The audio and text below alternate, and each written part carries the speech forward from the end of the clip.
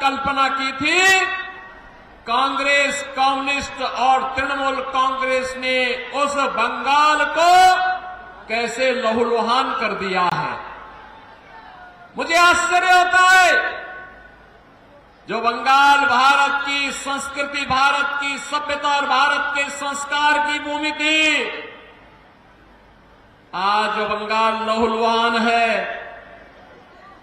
जो बंगाल, बहनों और भाइयों, जिस बंगाल ने महान आध्यात्मिक गुरुओं को और क्रांतिकारियों को जन्म दिया है, आज उस बंगाल में सत्ता परस्त भ्रष्टाचारी और माफिया यहां की जनता के लहू को चूसने का कार्य कर रहे हैं। जिस बंगाल ने संस्कारों के माध्यम से एक नई नवजागरण का संगनाद किया था, दुर्गा पूजा का अनुष्ठान हो या फिर भारत को राष्ट्रगान और राष्ट्रगीत देने वाली भूमि, आज उस भूमि पर रामनवमी के अवसर पर दंगे हो जाएं और दंगा करने वाले सत्ता का संरक्षण प्राप्त कर ले। जिस धरती ने जगत जननी मां भगवती दुर्गा के अनुष्ठान का संदेश दिया हो, उस धरती में संदेश खाली की घटनाएं घटित होकर के अपराधियों को सत्ता के द्वारा, राज्य की सत्ता के द्वारा खुलेआम बेशर्मी के साथ उन्हें प्रश्रय दिया जा रहा हो, यह देख करके मन दुखित होता है। और उन सभी महापुरुषों का, उन धर्मगुरुओं का, उन क्रांतिकारियों का हृदय भी दुखित होता होगा जिन्होंने सोनार बांग्ला की कल्पना की थी। बहनों और भाइयों, आज जब 2024 के इस लोकसभा चुनाव के चौथे चरण के लिए संगनाद करने के लिए मुझे वीरभूमि में आने का अवसर प्राप्त हुआ है, तब मैं पूछना चाहता हूं यहां की तृणमूल कांग्रेस को और इंडी गठबंधन के साथ दिल्ली में सहयोग करने वाले, कांग्रेस के सहयोग करने वाले कम्युनिस्ट और तृणमूल कांग्रेस से मैं पूछना चाहता हूं, भारत के विभाजन का आधार क्या था? और क्या यह सच नहीं कि जिन कारणों से 1947 में भारत का विभाजन हुआ था, वही परिस्थिति आज कांग्रेस, तृणमूल कांग्रेस और कांग्रेस का इंडी गठबंधन फिर से देश के अंदर पैदा करना चाहता है, बंगाल के अंदर पैदा करना चाहता है। ये जनसांख्यिकी असंतुलन, डेमोग्राफी को चेंज करने का जो कुत्सित प्रयास हो रहा है, मुझे देखकर आश्चर्य होता है। वीरभूमि पार्लियामेंट्री कॉन्स्टिट्यूंसी में 3 असेंबली कॉन्स्टिट्यूंसी थी हैं, जिसकी डेमोग्राफी पूरी तरह चेंज हो चुकी है, और मात्र 4 ऐसी हैं जो मात्र जहां पर हिंदू बाहुल्य है।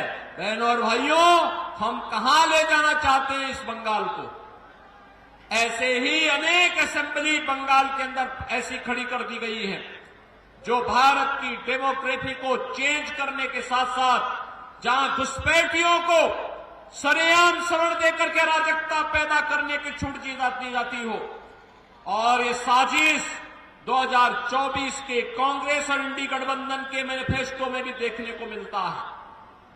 बहनों और भाइयों, यहां पर केंद्र की भारतीय जनता पार्टी की सरकार के द्वारा जो भी सहायता भेजी जाती है, वह सहायता यहां की जनता जनार्दन को नहीं मिलता है। उस सहायता को तृणमूल कांग्रेस उस सहायता को अपने स्वयं के गुंडों में बांटने का काम कर देती है, उसको हड़प लेती है, उसको अपने में समेट लेती है, जनता जनार्दन को उसका लाभ नहीं देने देती है।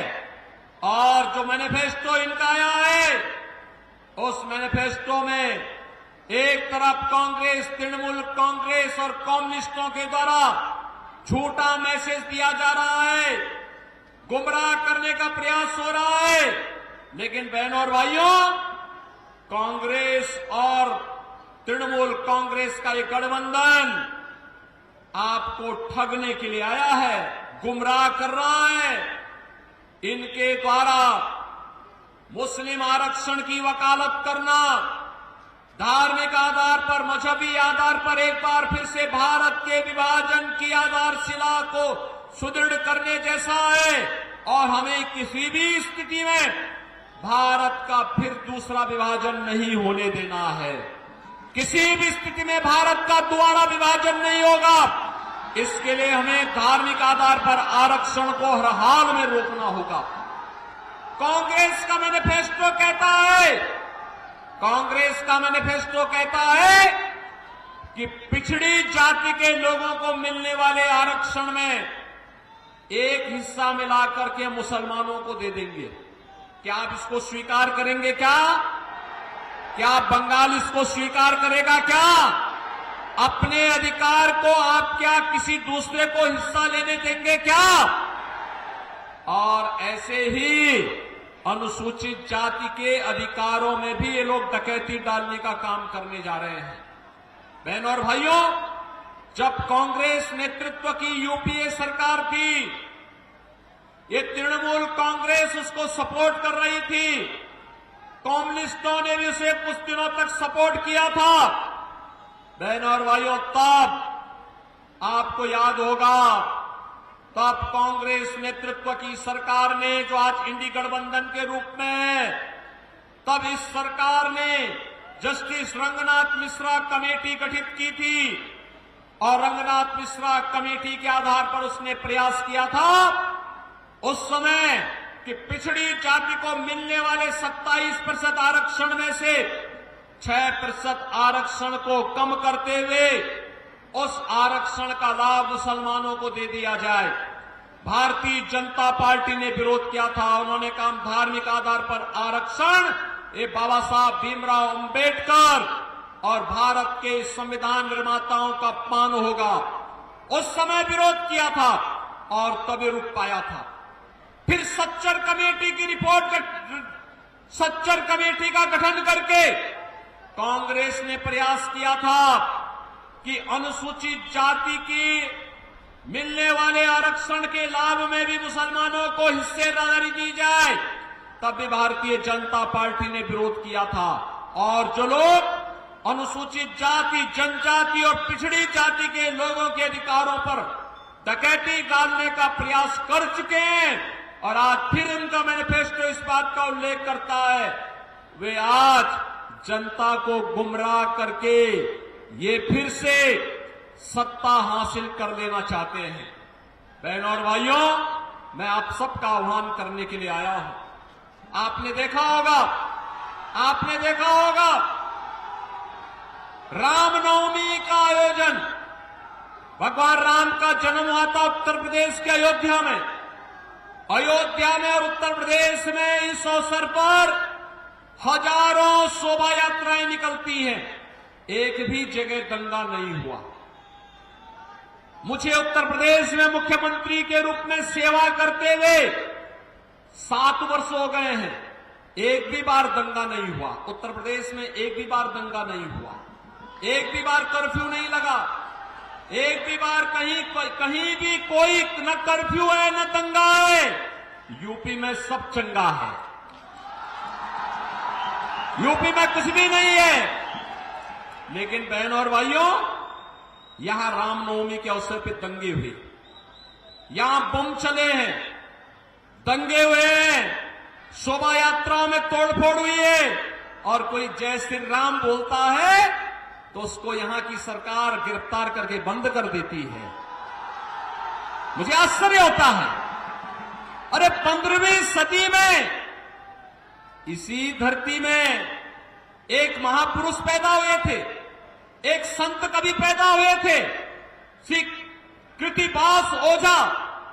कृतिवास ओझा ने बांग्ला रामायण रची थी और बांग्ला रामायण ने इतनी धूम मचाई थी कि घर घर राम की उपासना होनी शुरू हो गई थी। बहनों और भाइयों, अगर बंगाल में राम की उपासना होती है तो बंगाल से चली दुर्गा उपासना का कार्यक्रम उत्तर प्रदेश के अंदर हजारों स्थानों पर होता है, पूरी भव्यता के साथ होता है, कोई रोक टोक नहीं। बड़े बड़े पंडाल लगते हैं, जैसे पंडाल लगा है ऐसे पंडाल दुर्गा उपासना के भी उत्तर प्रदेश के अंदर लगते हैं, लेकिन कहीं कोई दंगा नहीं हो सकता, कहीं कोई कर्फ्यू नहीं लग सकता। और मालूम है कि अगर जैसे रामनवमी के अवसर पर बंगाल के अंदर दंगा करने का प्रयास हुआ था, दंगा हुआ था, शोभा यात्राओं में तोड़फोड़ हुई थी, बहनों और भाइयों, अगर ये दुस्साहस किसी ने उत्तर प्रदेश में किया होता तो हम उसको उल्टा टांग करके उसकी पूरी संपत्ति को सरकारी कब्जे में ले लिए होते, उसकी पूरी संपत्ति को, और ऐसी कार्रवाई करते उसकी 7 पीढ़ियां भूल जाती दंगा करना। आज आप देखते होंगे उत्तर प्रदेश के अंदर, आज बहनों और भाइयों आप देखते होंगे बड़े बड़े माफिया जो कभी कभी पहले 2017 के पहले, बीजेपी के आने के पहले यूपी के अंदर जो पूरी सत्ता को अपने गिरफ्त में रखते थे, जिनके सामने सारी व्यवस्थाएं फेल थी, आज आप देखते होंगे कैसे उनके गले में तख्ती लटकती है और वो कहते हैं कि साहब एक बार जान बकस दो, बस अब हम ठेली लगा करके परिवार का पेट भर देंगे, अब दंगा नहीं करेंगे, किसी गरीब को नहीं लूटेंगे, किसी बेटी और बहन की इज्जत के साथ खिलवाड़ नहीं करेंगे, किसी व्यापारी से रंगदारी वसूली नहीं करेंगे, और ठेके पट्टे में न गौ कसी का काम करेंगे, और नहीं उनके द्वारा ये भी कहा जाता है कि गौ कसी भी नहीं करेंगे और कहीं बालू और रेता का भी कहीं जबरन ठेका भी नहीं लेंगे। बहनों और भाइयों, मैंने सुना है यहां पे भी कुछ माफिया बालू और रेते का ठेका जबरदस्ती हड़प करके यहां की जनता का शोषण कर रहे हैं, नदी के डेमोग्राफी को भी चेंज कर देना चाहते हैं, गौ कसी के धंधे को धड़ल्ले से चला करके यहां की आस्था के साथ खिलवाड़ करना चाहते हैं। बहनों और भाइयों, भारतीय जनता पार्टी आपको इस बात का आश्वासन देती है कि जितने बड़े माफिया हैं ना, इनकी पूरी संपत्ति को जब्त करके गरीबों में बंटाने का काम कोई कर सकता है तो केवल भारतीय जनता पार्टी कर सकती है। आपने देखा होगा उत्तर प्रदेश में हमने जितने बड़े माफिया थे, सबसे बड़े जितने बड़े बड़े माफिया थे, वे माफिया या तो यूपी छोड़ चुके हैं या फिर उनको जहन्नुम में भेज दिया गया है, उनके लिए अब धरती में जगह नहीं है, वे लोग जा चुके हैं। हम लोगों ने, बीजेपी की सरकार ने उत्तर प्रदेश में केवल अयोध्या में ही रामलला का मंदिर नहीं बनाया है, बल्कि बड़े बड़े माफिया और अपराधियों का राम नाम सत्य है कि यात्रा में भी भेजने का काम कर दिया है। और इसीलिए मैं आपसे कहना चाहता हूं कि बहनों और भाइयों, देश के विभाजन की जो तैयारी कांग्रेस और इंडी गठबंधन के द्वारा अपने मैनिफेस्टो के माध्यम से की जा रही है, उन सभी से सावधान होने की आवश्यकता है। और मैं तो आपसे एक बात और कहना चाहूंगा, बहनों और भाइयों, जब आप पे कोई संकट आता है, आप पे जब कोई संकट आता है, तब क्या तृणमूल का कोई व्यक्ति आपके पास आता है क्या हालचाल पूछने के लिए? जब ये दंगे होते हैं, तृणमूल कांग्रेस का कोई व्यक्ति आपका हालचाल पूछने के लिए आता है क्या? कांग्रेस का कोई व्यक्ति आता है क्या? कोई नहीं आएगा। न कांग्रेस आएंगे, न राहुल गांधी आएंगे, न बहन जी आएगी, और कोई नहीं आएगी। यहां की दीदी की ममता तो केवल यहां के उन माफियाओं के साथ में है जो बंगाल को रौंद रहे हैं, बंगाल की पहचान के सामने संकट पैदा कर रहे हैं।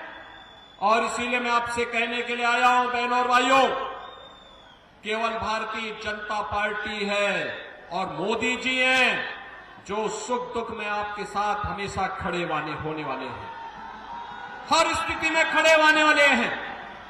आपने देखा होगा मोदी जी के नेतृत्व में भारत ने विकास की जिन नई प्रतिमान को स्थापित किया है, आज दुनिया के अंदर भारत का सम्मान बढ़ा है, भारत की सीमाएं सुरक्षित हुई हैं, कांग्रेस नेतृत्व की सरकार थी, पाकिस्तान परस्त आतंकवादी भारत की सीमा का अतिक्रमण करते हुए भारत में आते थे, जगह जगह बम विस्फोट करते थे।